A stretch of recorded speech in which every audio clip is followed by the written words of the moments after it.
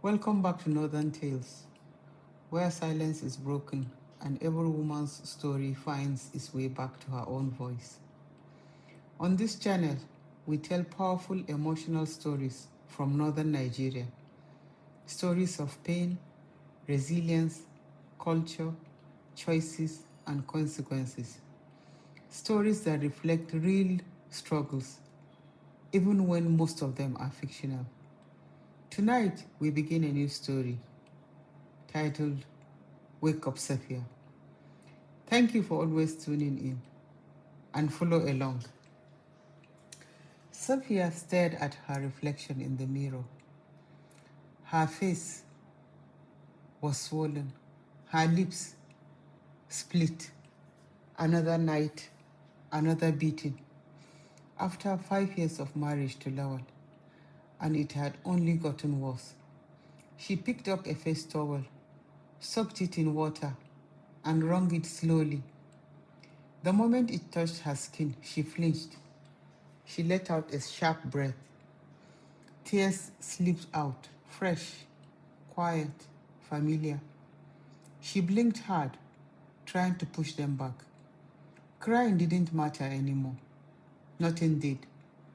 She had stopped feeling sorry for herself a long time ago. In her world, she was nobody, and nobody cared. Her mind drifted to the first time he beat her, just 3 weeks after the wedding. She had packed her things and gone home. Safiya let out a faint, bitter breath, shaking her head slowly. That was a stupid move, she said to herself loudly, because Safiya's story didn't start with Lawal. It started in her father's house, or rather, before she even knew what a home was. Her mother died giving birth to her. That was the story she grew up hearing. They said she was lucky to be alive. The doctors had to cut her mother open to pull her out of a dead body. Safiya never knew love, only survival. She was given away after birth to her aunt, her mother's sister. At the time, the woman was nursing a 6-month-old baby. Safiya stayed there for 6 years. But from the moment she could remember, there was no kindness, no softness, no protection in that house, only blows. Her aunt beat her cousins beat her. Every day felt the same. When she turned 6, she was sent back to her father, not out of love, but because she had become an expense. Their children were in private school. Safiya did not belong in that plan. Her mother had many sisters, but none of them saw her as a child, only as a reminder, a burden, a mistake. She remembered their visits, especially one, Gogogoshi, the eldest, the loudest, the cruelest. She would look at Safiya, eyes full of contempt, and say it without hesitation. Useless child, what kind of life will you have? A pause, then the words that stayed with her forever. You killed your mother the day you were born. Safiya stood there silent, too young to understand, old enough to feel it. And when she returned to her father's house, things did not get better. Her father had remarried. He married a woman, Maimuna, very fair, very beautiful. They said her blood traced back to Arabs. She already had 2 children, Fahad and Aisha, and she was heavily pregnant with the third.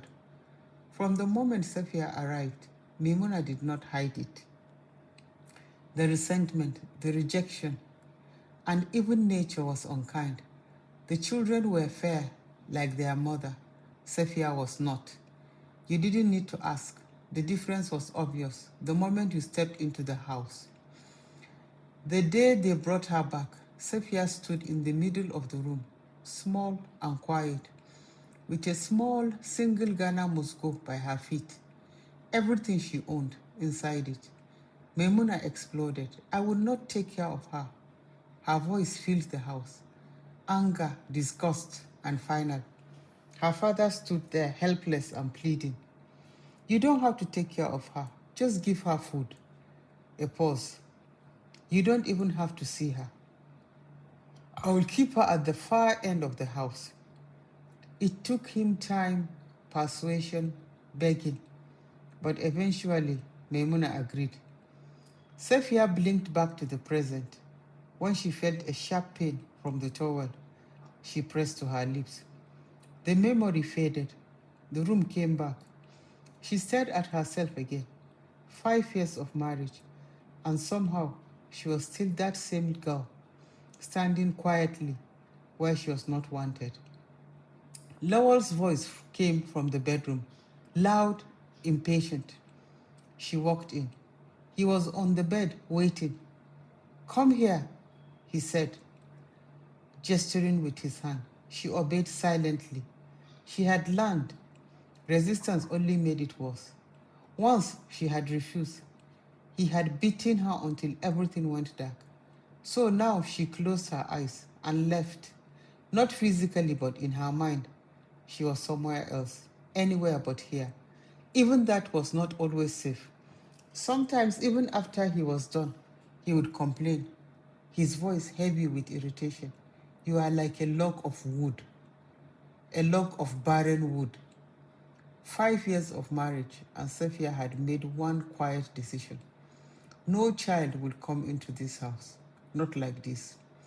She secretly took injections to stop herself from getting pregnant. On time, every time. He called her barren, but he never questioned it too deeply. Maybe because he already had children. 3 girls from 3 previous marriages. None of the women lasted 2 years with him because of the violence.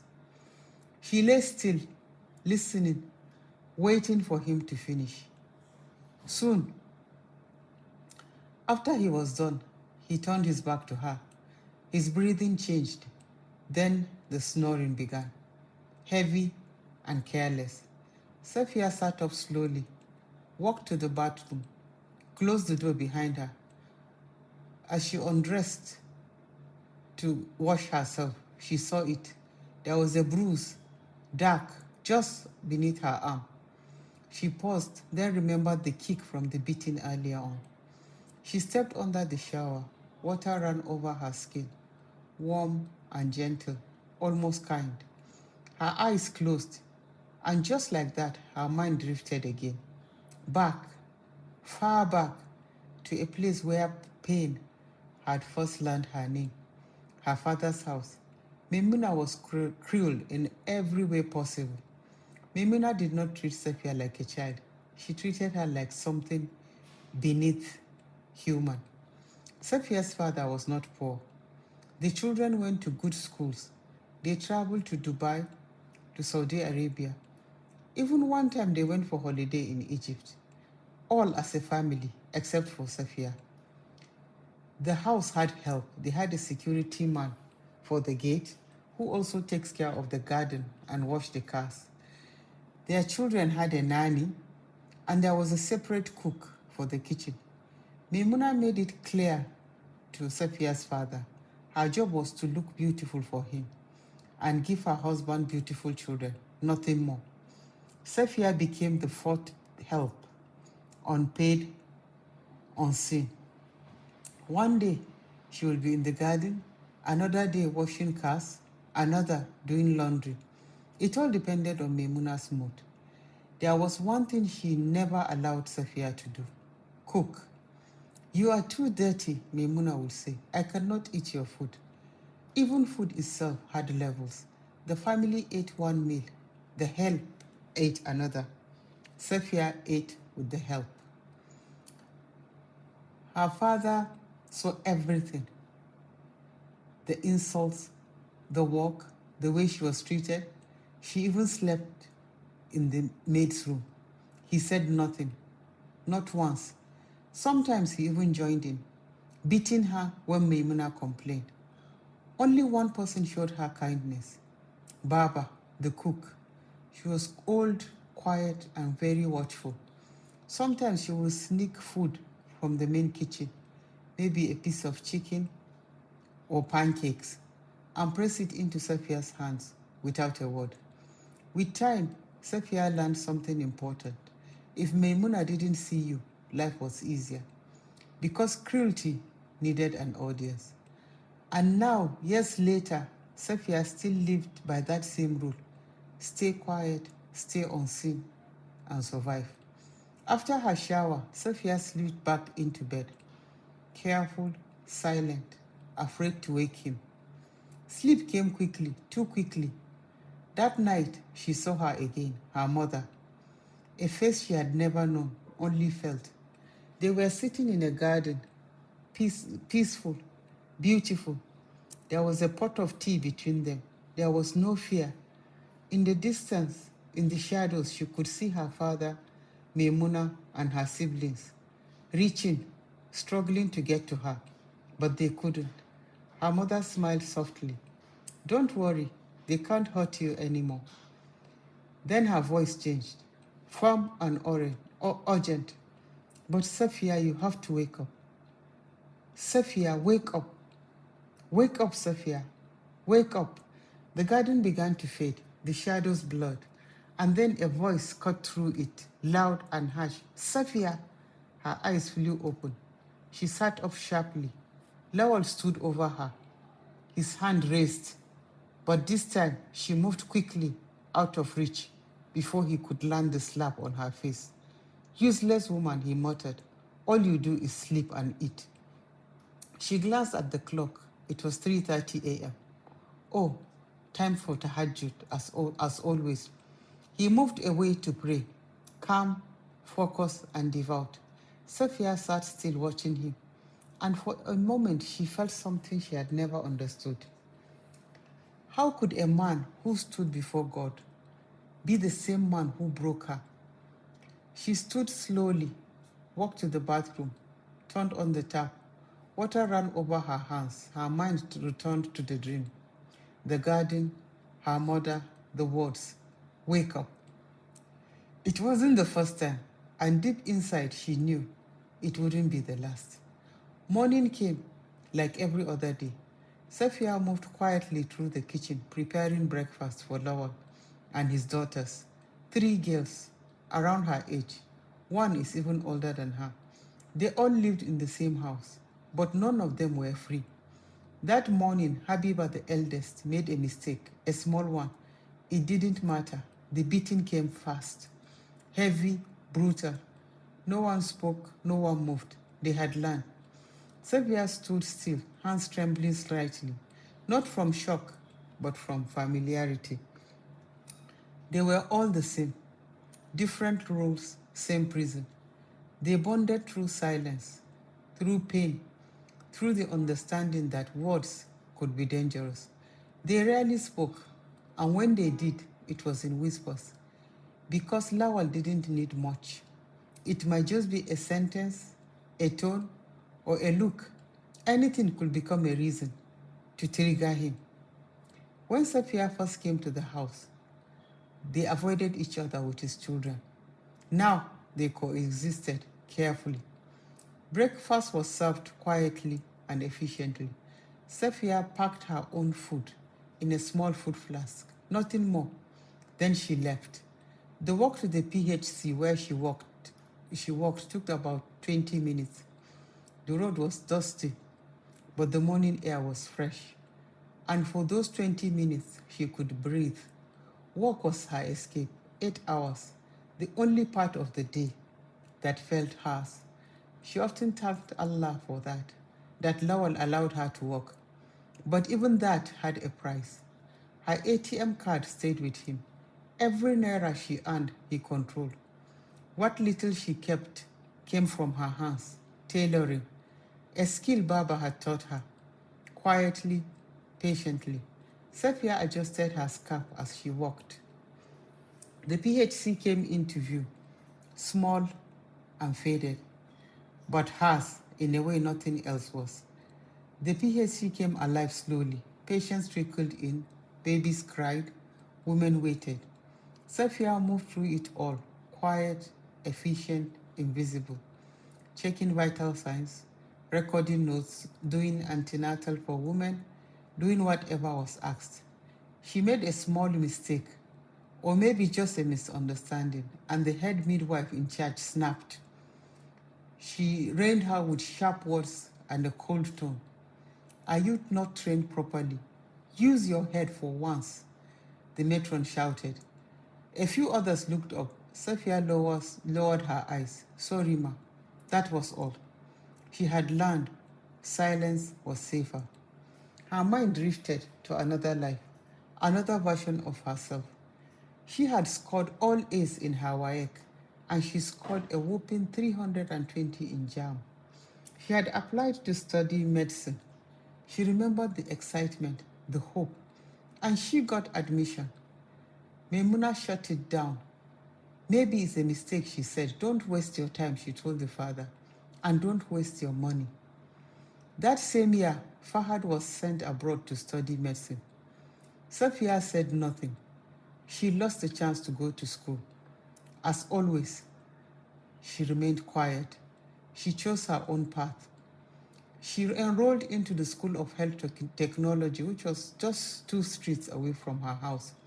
She paid her fees herself, helping Baba with her sewing and sometimes collecting sewing from neighbors and some of Baba's friends.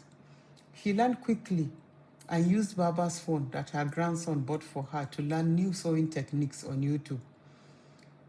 Nobody in the house knew Maimuna.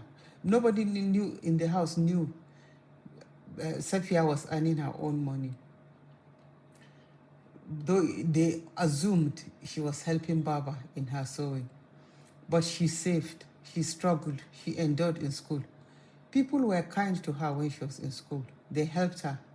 They asked about her family. She told them one thing: I'm an orphan. It was easier than explaining the truth. How can you tell people that you're a house girl in your own father's house? She finished the school. She got the best result in her class, and she became a chew. And for a brief moment, life felt like it could change.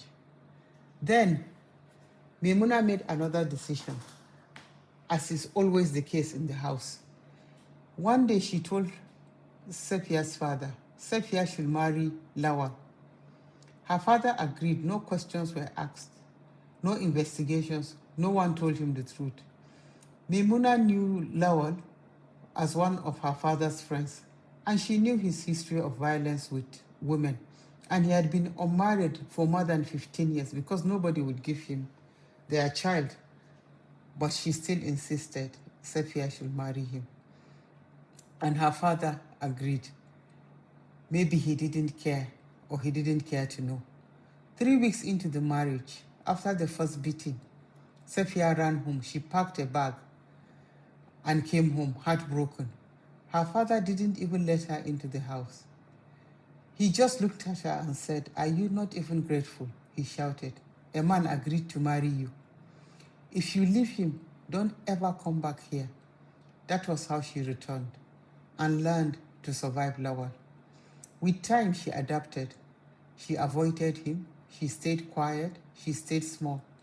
The beatings reduced, not out of kindness, but because she had learned his rhythm. Now he only noticed her when he needed something, food or something for himself. And Safiya had learned to exist without ever truly living. When the rush in the clinic slowed down, Safiya sat quietly, opened her food flask. She ate in silence. Her body ached. Every movement reminded her of yesterday. Her head throbbed, her eyes burned. She didn't notice when sleep came. Only a moment later, she dreamt of her mother again, closer this time, clearer, standing right in front of her. "When will you wake up?" her mother asked. "You have to wake up." Another voice was saying, "You have to wake up." The voice faded, replaced by another sharp, irritated voice. "Wake up, Safiya." Her eyes snapped open. The midwife stood over her, frowning, words pouring out, harsh, cutting. Safiya sat up quickly, head bowed. "Sorry, ma." The day dragged on like always. By evening, they closed. Safiya walked part of the way home with Hajara. Hajara had always been different. She was warmer, observant. Why do you let Matron talk to you like that? Hajara asked. She doesn't even know more than we do. A pause. Why do you let everyone walk over you? Safiya said nothing. Then Hajara added, You have to wake up. Safiya stopped, turned slightly, eyes searching. Why did you say that? She asked Hajara. Hajara looked at her, really looked and sighed. Because you drag yourself through life like someone waiting to die. I don't know everything you're going through. Her voice softened. But I have seen your injury, Safiya. You have to do something. You can't keep living like this. You're intelligent. So why do you act like you have no choice? Her words landed heavily, clear and final. Wake up, Safiya. Change your life. Safiya stood there, still, because for the third time, the same words had found her. Maybe this time she couldn't prevent, she didn't hear it. Thank you for listening to Northern Tales. Safia's journey is just beginning. A story of pain, of silence, and of a woman who may finally be ready to wake up. Join us next time as Safia makes a decision that could change her life forever. Tell us in the comment, what do you think Safia should do? Don't forget to like, share, and subscribe and be part of Northern Tales.